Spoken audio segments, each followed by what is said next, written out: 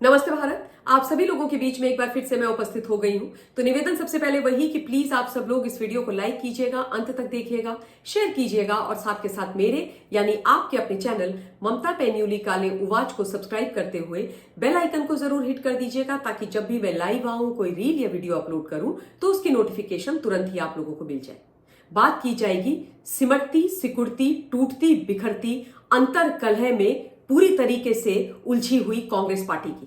आप सब जानते हैं कि हरियाणा में चुनाव संपन्न हुए 1 महीने से ऊपर का समय हो गया है और अब 13 नवंबर यानी आज से हरियाणा विधानसभा का शीतकालीन सत्र भी आरंभ हो रहा है।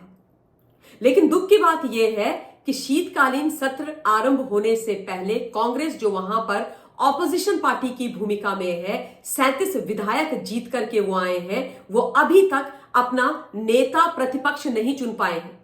लीडर ऑफ ऑपोजिशन का चयन नहीं हुआ है और शीतकालीन सत्र बिना लीडर ऑफ ऑपोजिशन के हो रहा है, जो बड़े शर्म की और दुख की बात है। ये एक संवैधानिक पद है हिंदुस्तान, कोई मजाक नहीं है।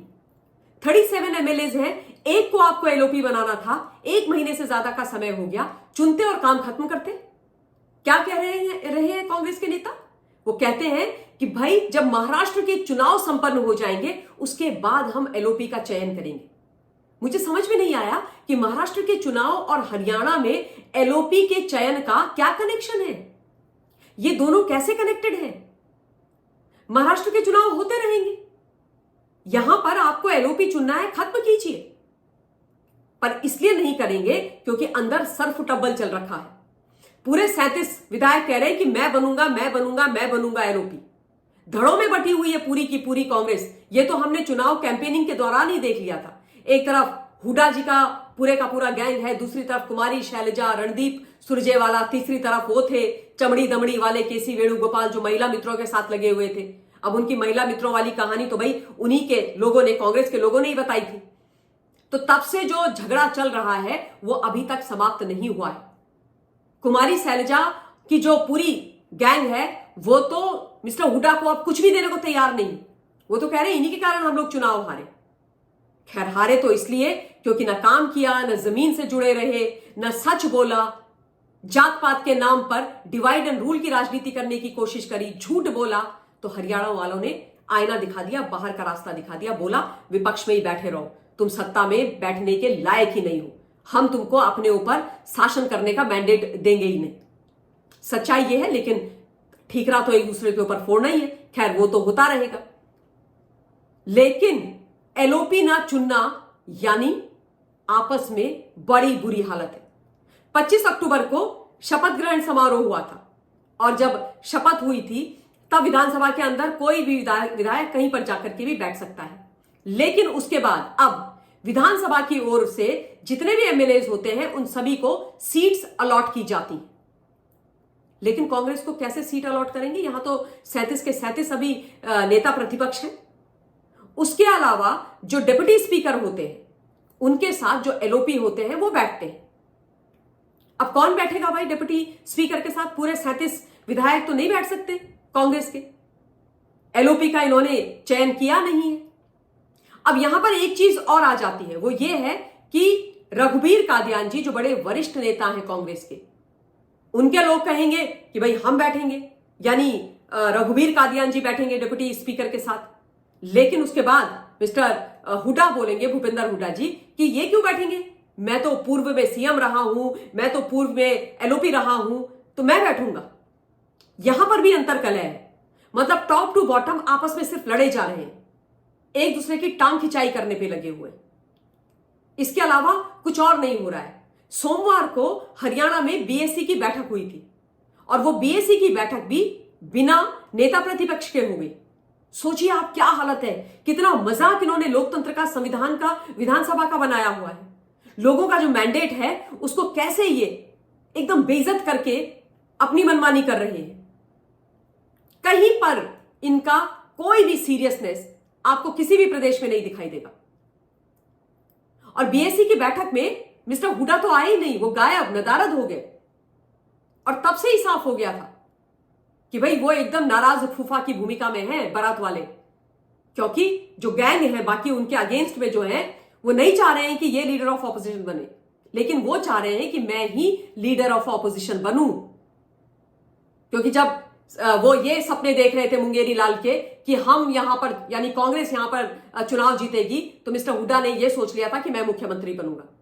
अब हार गया अच्छी तरीके से, तो अब वो कह रहे हैं कि लीडर ऑफ ऑपोजिशन मैं बनूंगा। लेकिन उसके अलावा 2 एमएलएस के नाम बड़ी प्रमुखता के साथ इस वक्त सर्कुलेट हो रहे हैं। एक है एमएलए अशोक अरोरा और दूसरे हैं चंद्रमोहन। यह कहा जा रहा है कि ये दोनों कह रहे हैं कि हम क्या इनसे कम हैं, हमने क्या कम मेहनत करी है, हम क्यों नहीं बन सकते भाई लीडर ऑफ ऑपोजिशन, यही मिस्टर हुड्डा क्यों बनेंगे। आपको यह भी मैं यहां पर एक जानकारी देती हूं कि हाई कमान जो दिल्ली में बैठती है, और कौन है इनकी हाई कमान, 10 जनपद में बैठी हुई सोनिया गांधी जी, उसके बाद राहुल प्रियंका, उसके बाद अब तो वाड्रा फैमिली भी।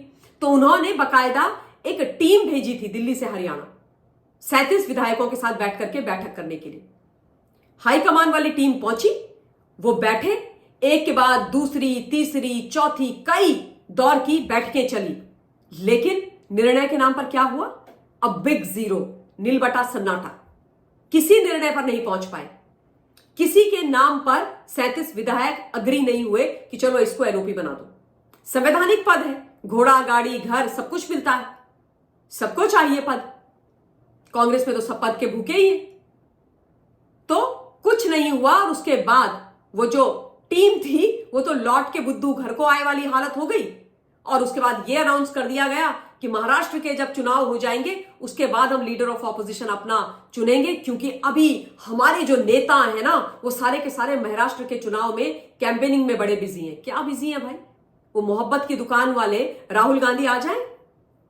आपको कौन से 100 नेताओं से पूछना है, आपको कौन से राष्ट्रीय अध्यक्ष मल्लिकार्जुन खड़गे से पूछना है, वो तो वैसे ही रबर स्टैंप है, रिमोट कंट्रोल्ड है। पूछना तो आपको सोनिया गांधी जी से है, उसके अलावा राहुल प्रियंका से है। चलो प्रियंका इस समय अपने चुनाव में बिजी है, तो राहुल और सोनिया गांधी जी तो हैं, उन्होंने ही बताना है। 1 महीने से ज्यादा का समय हो गया है, बता नहीं पाए। वैसे तो फोन उठा के हम सुनते हैं कि गुस्सा हो जाया करते हैं नेताओं पर लीडर ऑफ ऑपोजिशन नहीं चुन पाए। क्यों? क्योंकि अगर चुन लिया और दूसरा वाला जो ग्रुप है वो नाराज हो गया, तो जो इनके अंतरकलह की लड़ाई है वो सड़कों पर आ जाएगी, और उसका असर होगा महाराष्ट्र के चुनाव में। इसलिए कि वहां पर फिर लोग बोलेंगे कि जो कांग्रेस पार्टी अपने 37 विधायकों को नहीं संभाल पा रही, अपनी एक मुट्ठी भर जो छोटी सी हो गई है कांग्रेस, उसको एक साथ नहीं रख पा रही है, ये हमें क्या संभाल के रखेंगे, ये हमें क्या एक साथ रखेंगे, ये हमारे लिए क्या काम कर पाएंगे, ये हमारा क्या विकास कर पाएंगे, जब अपने लोगों के साथ ही ये ठीक से नहीं रह पा रहे। एमवीए में इनके लड़ाई झगड़े चल रहे हैं, इंडी में इनके लड़ाई झगड़े चल रहे हैं, अपनी पार्टी के अंदर इनके लड़ाई झगड़े चल रहे हैं, ये क्या हमको संभाल के रख पाएंगे? ये तो बड़े ही इमेच्योर है, इनको तो कुछ भी नहीं आता है। इसलिए ताकि असर ना पड़े, जो अंदर की लड़ाई है वो सड़कों पर ना आए, इसलिए कह दिया गया कि भाई महाराष्ट्र के चुनाव के बाद हम इस पर फैसला करेंगे। दुख की बात है, शर्म की बात है, लेकिन ये सच है, और कांग्रेस का सच आप लोगों के बीच में रखना बहुत आवश्यक है, क्योंकि लोकतंत्र का मजाक उड़ाने का अधिकार किसी को नहीं है। आपको अब तक एलओपी चुन लेना चाहिए था शीतकालीन सत्र से पहले, जो इन्होंने किया नहीं। मैं तो इस वीडियो के लिए इस वक्त अपनी वाणी को विराम दे रही हूं। आप लोग अपना पॉइंट ऑफ व्यू कमेंट के माध्यम से मुझ तक जरूर पहुंचाइएगा। Take care of yourself. जय हिंद, वंदे मातरम।